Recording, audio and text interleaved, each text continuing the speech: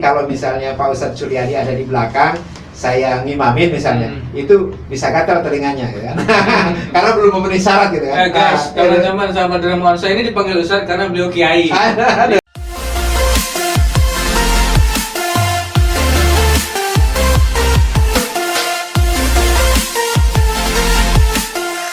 Baik, bismillahirrahmanirrahim. Assalamualaikum warahmatullahi wabarakatuh. Waalaikumsalam warahmatullahi wabarakatuh. Alhamdulillah, sahabat dermawan, sahabat kemanusiaan, hari ini di hari Jumat yang penuh berkah, alhamdulillah menjadi kebaikan dan keberkahan juga nih bagi Aceh di Tangerang Selatan.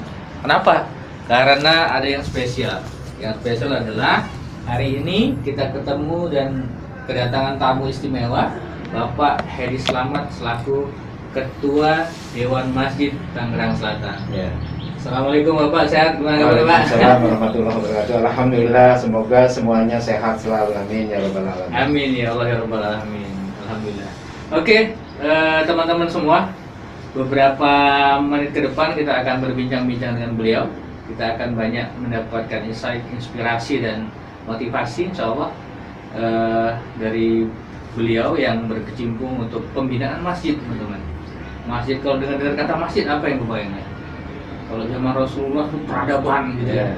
Betul. Kemudian kemakmuran, Ya. ketakwaan, semuanya Ya. menyatu di situ Pak Kiai. Iya, alhamdulillah. Baik. Gimana Pak Kiai? Mungkin bisa diceritakan gitu. Iya. Seperti apa Dewan Masjid Indonesia di Tangerang Selatan Pak Kiai? Baik. Terima kasih. Maskernya boleh dibuka gitu. Nice. Biar kelihatan auranya. Aura wudhu ini. Baik, terima kasih. Assalamualaikum warahmatullahi wabarakatuh. Salam warahmatullahi wabarakatuh. Innal hamdalillah nahmaduhu wa nasta'inuhu wa nastaghfiruh wa na'udzu billahi min syururi anfusina wa min sayyiati a'malina may yahdihillahu fala mudilla lahu wa may yudlil fala hadiya lahu. Asyhadu an la ilaha illallah wa asyhadu anna Muhammadar Rasulullah. Allahumma sholli ala sayyidina Muhammad wa ala ali sayyidina Muhammad. Rabbana atina min ladunka rahmah wa hayyi lana min amrina rasyada. Bismillahirrahmanirrahim. La yadurru ma ismihi fil ardi wa la fis samai wa huwas samiul alim. Shadaqallahul azim. Terima kasih Pak Ustadz Suryadi ya, pada juga para pendengar yang berbahagia. Pada kesempatan ini alhamdulillah saya bisa bersilaturahmi dan hadir di kantor ACT ini ya, untuk bersama-sama berdiskusi dengan Pak Ustadz Suryadi terkait dengan Dewan Masjid Indonesia. Syukur alhamdulillah bahwa seiring ya Pak Ustadz Suryadi dengan terbentuknya Kota Tangerang Selatan berdasarkan Undang-Undang 51 tahun 2008 ya, tanggal 26 November 2008 ya.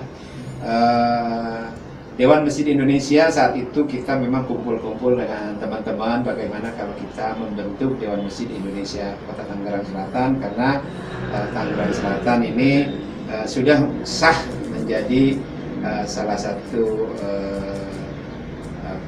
daerah otonom di wilayah Provinsi Banten. Nah kemudian tentunya Dewan Masjid Indonesia di pusat saat ini adalah dipimpin oleh Bapak Muhammad Yusuf Kalla ya. Ini adalah periode kedua beliau, yang sebelumnya adalah beliau terpilih di Muktamar tahun 2012 ya. Nah di Tangerang Selatan sendiri kami mengadakan musyawarah daerah pertama itu tanggal 21 Juli 2011.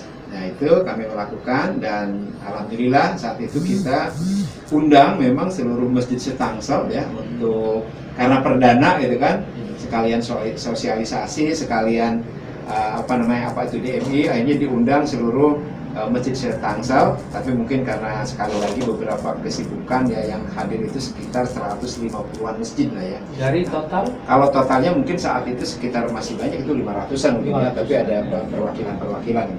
Nah, alhamdulillah bahwa terbentuklah kemudian Dewan itu musda pertama ya, musda pertama. Kemudian saya diamanatkan untuk memimpin saat itu Dewan Masjid ini pada 2011 sampai 2016 ya.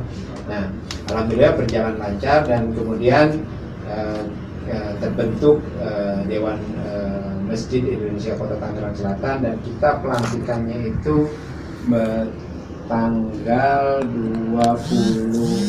10 Ramadan. 10 Ramadan itu bertepatan dengan 10 Agustus juga. 10 Ramadan 10 Agustus 2011 di Saidain waktu itu ya. Jadi alhamdulillah setelah itu baru kami bekerja keras untuk bagaimana memakmurkan dan dimakmurkan masjid di Kota Tangerang Selatan ini. Masya Allah, luar biasa.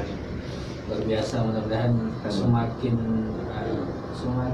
kuat, semakin jaya. Amin, amin, amin. Sehingga nanti optimal untuk melayani umat ya Pak Amin, Kiai. amin, amin. Baik. Pak Kiai, nggak terasa ternyata alhamdulillah kuliah nggak berapa lama lagi ya, 20 harian lagi mungkin ya. Yeah. Ternyata masuk di momentum Ramadan yang kita Yeah, betul. nanti-nantikan. Yeah. Kira-kira ada sesuatu yang spesial atau apa aja kira-kira program yang dijalankan DMI nanti di Yeah. Tangsel khususnya lah seperti Iya, itu. baik. Ya. Baik, yang pertama adalah insya Allah ya, kami berharap kepada para DKM ya, bahwa sesuai dengan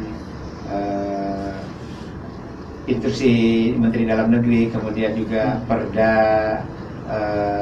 Gubernur dan juga edaran Wali Kota terkait dengan pencegahan COVID-19 ini, maka kami berharap bahwa pelaksanaan kegiatan Ramadan dan kegiatan masjid lainnya silakan dilakukan. Dengan catatan adalah bahwa mari bersama-sama kita melaksanakan protokol kesehatan ya, dengan mencuci tangan, kemudian menjaga jarak, memakai masker, kemudian juga membatasi kerumunan, dan juga kita harus juga dapat ya membatasi aktivitas kita lah, sehingga betul-betul saat ini Tangerang Selatan itu sudah kondisinya adalah kuning, dan pemerintah Kota Tangerang Selatan bersama teman-teman DKM semuanya bekerja keras agar memang ini segera hijau. Jadi untuk itu silakan kepada teman-teman para pengurus DKM masjid di Kota Tangerang Selatan untuk terus ya melakukan syiar di bulan Ramadan ini. Misalnya ya, kalau teman-teman kan biasanya tuh ada buka bersama ya. Nah, kami lakukan biasanya kalau kondisi pandemi ini nasinya itu kami kirimkan kepada misalnya kepada orang-orang yang membutuhkan gitu kan. Jadi tidak ada kerumunan. Jadi kita hindari kerumunan sehingga nanti betul-betul kondisi saat ini mudah-mudahan bisa terkendali dan mudah-mudahan segera hijau ya, ke harapan kita. Nah, kami juga sampaikan ini sekalian ya. Terkait dengan saat ini ya, kami itu sudah membuat Google Form gitu kan, untuk para mobil khusus ya, kepada para pengurus masjid, imam, khotib, kemudian juga amil marbot, dan juga para jamaah untuk jadwal vaksinasi ya. Ini sudah hari keempat ya, sudah hari keempat kita melakukan vaksinasi bekerja sama dengan Dinas Kesehatan Kota Tangerang Selatan dan diadakan di Klinik 24 di Ciater. Nah, kami berharap nanti kami share juga terkait dengan Google Form-nya. Ibu-ibu, bapak-bapak tinggal mengisi saja, kemudian nanti akan dijadwalkan oleh tim vaksinasi dari DMI dan dari Dinas Kesehatan. Ya, mudah-mudahan nanti sebelum Ramadan para pengurus DKM, para jamaah ini sudah divaksin, dan mudah-mudahan kita terhindar dari COVID-19. Amin. Ya, ini sebagai sebuah ikhtiar Pak. Ya, sebagai sebuah ikhtiar. Lahiriah, mudah-mudahan meminimalisir kekebalan imun dan insyaallah. Luar biasa ikhtiarnya insyaallah. Selama menjadi ketua Dewan Masjid Indonesia Tangerang Selatan, tentunya nggak mudah Pak Kiai untuk mengorganize, kemudian mengorkestrasi masjid yang segitu banyak. Kira-kira boleh cerita Pak Kiai, tantangannya yang kira-kira seperti apa ya? Ya, baik. Di Tangerang Selatan masjid saat ini ada 651 masjid ya, dengan 1195 mushola. Nah, ini memang kalau saya lihat ya di Kota Tangerang Selatan, kalau terkait dengan bangunan fisik ya, ini alhamdulillah lah. Rata-rata kita bangunan fisik masjid di Kota Tangerang Selatan itu sangat memadai lah. Artinya bahwa di Tangerang ini masjid-masjidnya cukup bagus dan megah-megah. Nah, ini ya, yang pertama tentu kita terima kasih kepada para pengurus, juga para jamaah yang telah berpartisipasi dalam pembangunan masjid. Karena ini saya yakin ya, kalau di kita kan memang hampir semua masjid ini swadaya ya. Jadi kalaupun misalnya ada hibah dari pemerintah, itu sifatnya baru pada stimulan saja, untuk daya rangsang aja. Jadi boleh memang kami harapkan juga teman-teman ataupun pengurus masjid silakan mengajukan hibah ke pemerintah Kota Tangerang Selatan karena memang ada aturan yang mengatur itu. Akan tetapi pada umumnya masjid-masjid di Tangerang Selatan yang bangunannya memang ya hampir rata-rata di atas 1 miliar lah ya. Jadi sekali bangun masjid hampir ada yang 5 miliar, 9 miliar. Nah itu memang luar biasa ya. Jadi saya lihat di Tangerang Selatan ini tidak ada, saya yakin ya sampai saat ini terdengar masjid sampai nggak jadi gitu kan. Semuanya panitia itu tuntas gitu kan. Alhamdulillah. Nah ini satu. Nah yang kedua ya tentu kami ini kan menginginkan bahwa masjid ini sebagai pesantren masyarakat, ya, sebagai pesantren bagi jamaahnya. Karena kenapa demikian? Karena kita tahu lah bahwa mungkin ya tidak semua orang itu mempunyai kesempatan yang sama dalam mendapatkan ilmu agama di masa mudanya, ya kan? Ada orang-orang yang di masa mudanya memang sudah mondok di pesantren, nah itu saya kira sudah tidak masalah, karena itu seharusnya memang jadi guru di lingkungannya kan. Nah, tapi ada juga mereka misalnya sekolahnya sekolah umum sampai perguruan tinggi umum juga. Sampai kemudian bekerja, kesibukannya, nah tiba-tiba ketika setelah pensiun, ketika dicek bacaannya misalnya ya, bacaan Al-Qurannya belum optimal. Nah ini kami mengajak ya kepada para DKM, mari jadikan ya masjid kita ini sebagai pesantren masyarakat. Ya, jadi masih ada waktu, misalnya durasi antara maghrib dengan isya. Ini ada waktu sekitar 45 menitan ya, 45 menit agak setelah zikir ya, sekitar 4. Nah ini sangat efektif untuk misalnya mengadakan tahsin ya, kemudian mengadakan kajian ya, baik itu terkait dengan peribadatan kita ya, baik itu terkait dengan mulai toharo, tata cara wudhu, kemudian sholat dan lain sebagainya. Karena kenapa? Karena ini harus dibuka ulang juga, ya, dibuka ulang. Karena gini, kalau tanpa itu, ya, apalagi kalau nggak ya dari pesantren, saya kira tidak ada masalah. Tapi dari umum ini harus diulang karena ini siapa yang akan mengkoreksi kalau bukan kita tidak melakukan pengajian. Ya.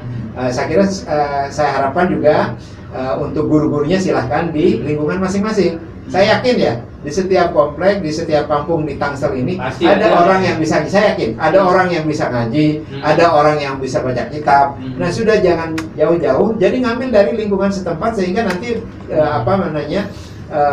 bebannya tidak terlalu berat. Ya bukan berarti tidak perlu diperhatikan. Ya tetap aja guru-guru kita harus kita perhatikan. Ya akan tetapi tentu kalau dari lingkungan ini bebannya tidak terlalu berat untuk masjid sendiri ya. Jadi kami harapkan seperti itu. Jadi juga sampai sekarang pun kalau misalnya saat ini lagi COVID, nggak apa-apa ada tahsin misalnya melingkar itu di masjid habis maghrib sampai isya itu dilakukan, insya Allah itu bisa dilakukan dengan protokol kesehatan. Kalau tahsin kan harus langsung ya. Nah, jadi silakan bisa dilakukan kok. Karena beberapa masjid melakukan itu dan kami monitor sangat efektif ya untuk pengajian-pengajian yang berkesinambungan gitu ya.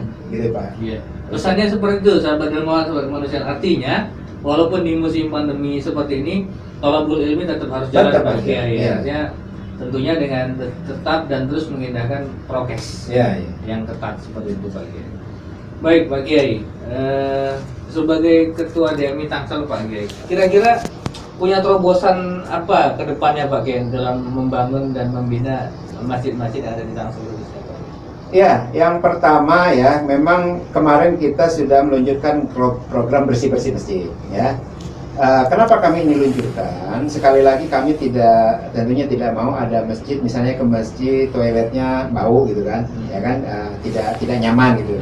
Jadi memang masjid itu harus bersih dan suci dari mulai toilet sampai dengan mimbar gitu, harus bersih dan suci ya. Nah ini makanya kemarin kita lakukan bersih-bersih masjid dalam rangka untuk memotivasi para marbot, untuk memberikan juga pelatihan ya kepada marbot, begini loh cara membersihkan. Jadi misalnya keramik yang sudah yang sudah bladus misalnya, itu sebenarnya tidak perlu diganti, tetapi misalnya ada alat yang bisa membersihkan sehingga terlihat baru, ya kan? Itu juga untuk efisiensi dari anggaran masing-masing masjid, ya. Jadi membersihkan masjid itu tidak mahal kok, hanya perawatannya itu yang kalau kita continue, insya Allah itu tidak membutuhkan dana yang besar, ya. Kemudian juga silakan aja, kami berharap juga kebersihan masjid itu bukan hanya tanggung jawab marbot, bukan hanya tanggung jawab pengurus, tapi adalah tanggung jawab bersama. Jadi saya berharap juga bangun kesadaran jamaah agar menjaga masjid ini supaya bersih, asri, dan siapapun yang datang ke masjid ini merasa nyaman. Jadi buat seperti itu, ya. Jadi kemarin terkait dengan bersih-bersih masjid itu kami sudah luncurkan, ya. Nah, kemudian juga dalam rangka meningkatkan bagaimana masjid itu ya secara lahir bersih, ya, tapi secara manawi juga bisa makmur, ya. Jadi saya berharap juga tentu di masjid ini utamakan kita kerukunan, keguyuban, ya. Dan alhamdulillah, ya, di Kota Tangerang Selatan ini saya lihat semangat memakmurkan masjid ini sangat luar biasa. Jadi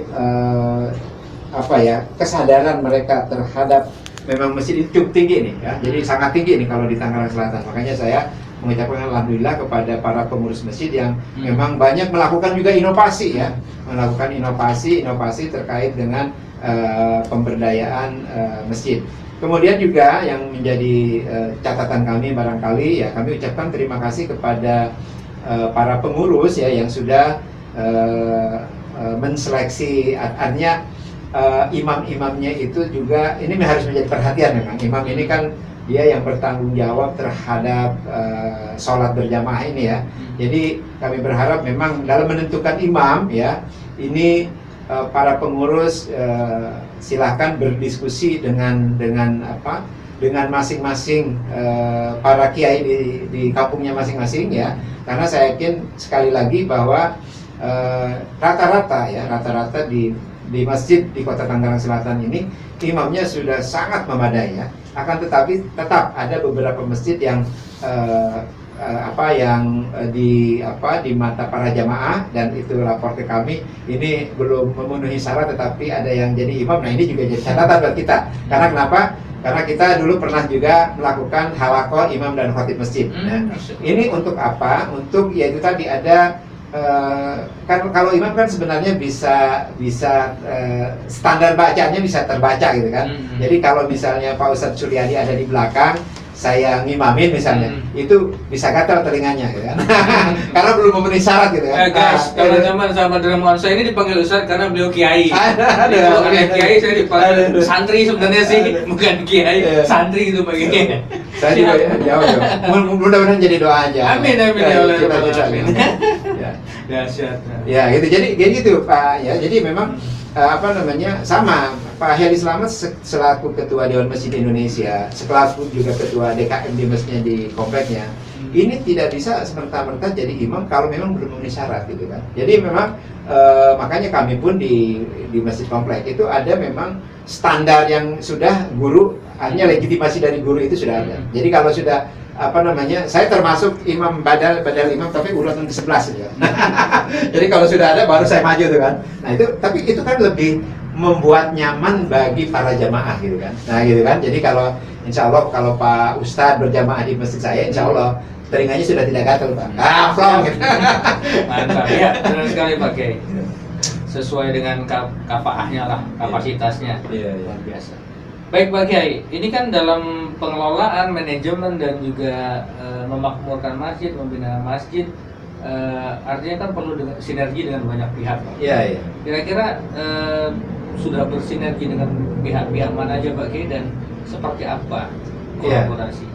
Iya betul. Kalau kami sekali lagi ya, kalau misalnya kalau ini Pak ini DMI ini ngajarin kegiatan dari mana nih kan? Ya kan? Memang kita yang pertama adalah memang kita banyak sinergi dengan beberapa lembaga ya, termasuk ACT dan Dompet Itu Apa ya kan. Alhamdulillah juga sinergi dengan kita. Kemudian juga memang ada support juga dari pemerintah Kota Tangerang Selatan ya, sebagai stimulan ya, untuk penyemangat itu kita betul dibantu. Kemudian lembaga-lembaga lain seperti misalnya ada beberapa yayasan ya, seperti yang kita dibantu oleh BPKH ya, kemudian LAS, beberapa bank, kemudian Basnas gitu kan, kemudian juga lembaga-lembaga lainnya, yayasan Unilever gitu kan. Nah itu bantu kita dalam arti bahwa untuk bagaimana mengoptimalkan kita program-program Dewan Masjid Indonesia Kota Tangerang Selatan. Dengan Pemkot sendiri kita kemarin untuk pelatihan AMIL di tahun 2019 itu kita sudah melatih 827 AMIL jenajah. Jadi itu per kecamatan 125 ya. Alhamdulillah itu kita bekerja sama dengan DPM 3 AKB pemerintah Kota Tangerang Selatan. Itu jadi kalau di rata-rata kan sebenarnya kemarin kalau masjid kita ada 651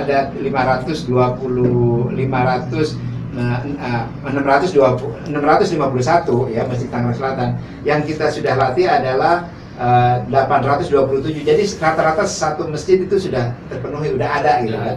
Udah ada, tinggal belum lagi kan yang sudah amil-amil yang sebelumnya. Jadi sebenarnya kalau hitungan matematiknya itu sudah aman gitu kan. Aman. Ya, cuma persoalannya sekali lagi kan ketika mau orang berpelatihan kan belum tentu kemudian mentalnya kuat ya. Nah itu kemudian perlu adaptasi lagi. Nah, tapi kalau dari hitungan jumlah itu sebenarnya sudah cukup nih. Belum lagi kemarin kita juga sebelumnya kerjasama dengan Fakultas Dirasah di UIN Syarif Hidayatullah Jakarta. Itu juga kita melakukan pelatihan dengan 100 peserta ya. Jadi memang kita untuk karena memang ada beberapa keluhan juga dari beberapa masjid, terutama misalnya untuk amil jenazah wanita ya kan. Nah ini kita makanya kita kemarin terkait dengan amil jenazah wanita kita juga prioritaskan. Betul. Nah, karena ini ada kekurangan dan kita akan support dengan itu, dan ini akan juga kita lakukan ke depan untuk terus melakukan pelatihan-pelatihan, karena juga kita ketahui amil-amil yang lama sudah pada sepuh juga. Pada sepuh ya. Harus regenerasi. Harus ada regenerasi gitu ya. Jangan sampai nanti kesulitan, apalagi urusan untuk pemulihan jenazah gitu. Iya, pemulihan jenazah. Ya. Karena memang nggak semua juga punya passion ngurusin betul, gitu ya. Betul, iya. Kadang-kadang image-nya beda-beda. Padahal orang udah mati ya, Pak. Iya, iya. Tapi tetap mentalnya memang mental. Ya, alhamdulillah teman-teman, sahabat dermawan, sahabat kemanusiaan, beberapa waktu lalu Aksi Cepat Tanggap Tangerang Selatan alhamdulillah menggelar program GSPN, Gerakan Sedekah Pangan Nasional. Yang alhamdulillah kita berkontribusi untuk memberikan bantuan paket pangan kepada para marbot. Alhamdulillah untuk sementara ada sekitar 60 paket yang kita distribusikan untuk wilayah Bintaro, Pak. Alhamdulillah. Dan ini merupakan gerakan yang dijalankan oleh ACT karena memang kita memahami di situasi pandemi seperti ini.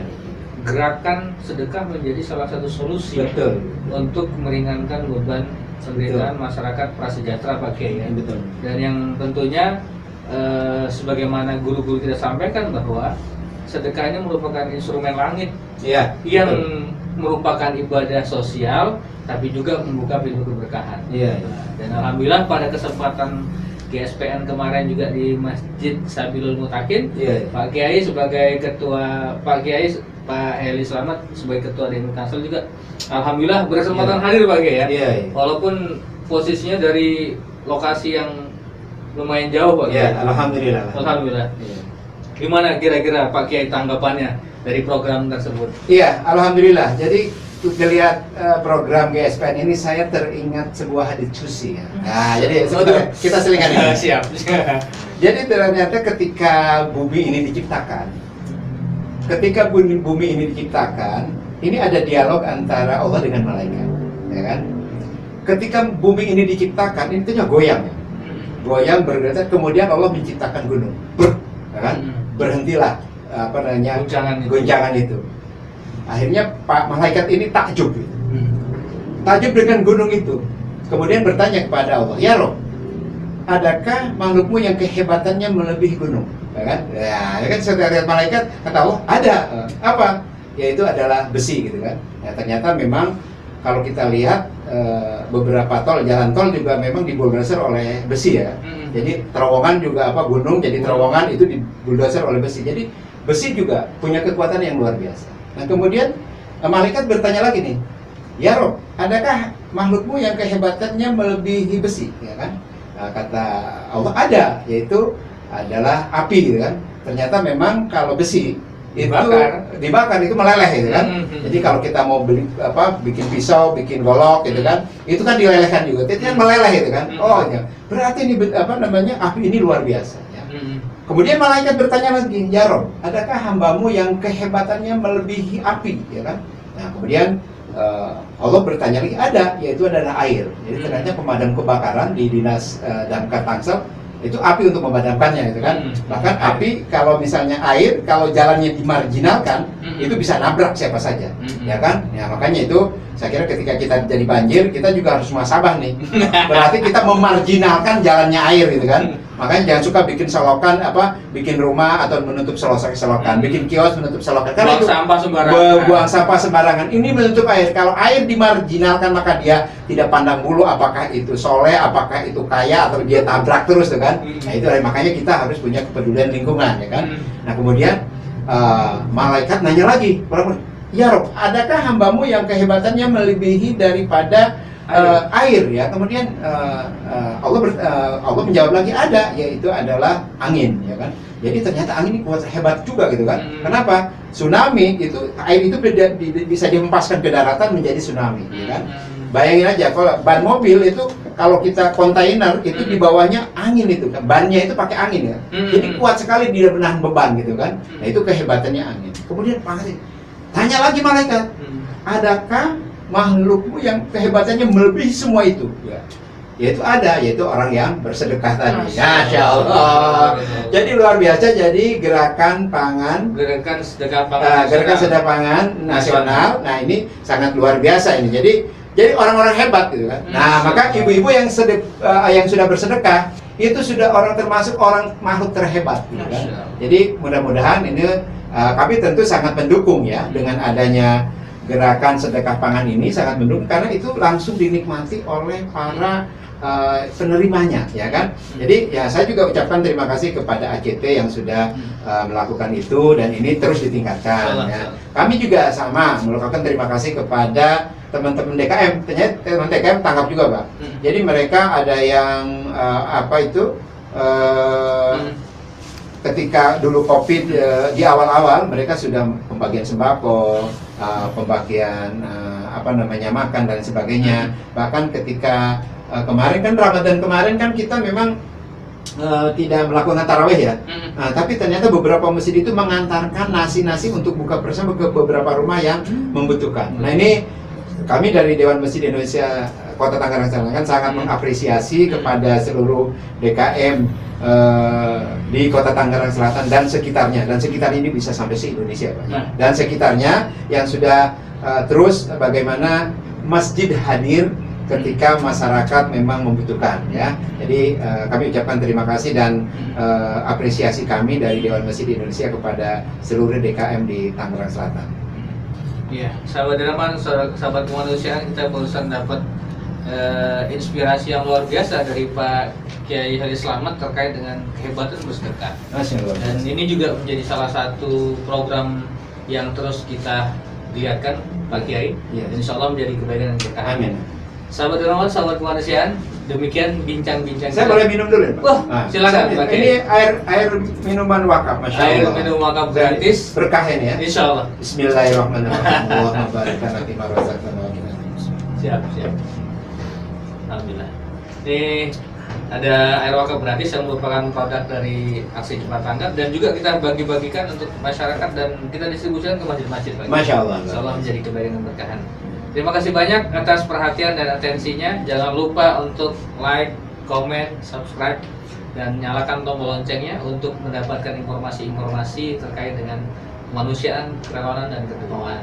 Saya Suryadi bersama Pak Heri Slamet mengucapkan Assalamualaikum warahmatullahi wabarakatuh. Waalaikumsalam warahmatullahi wabarakatuh.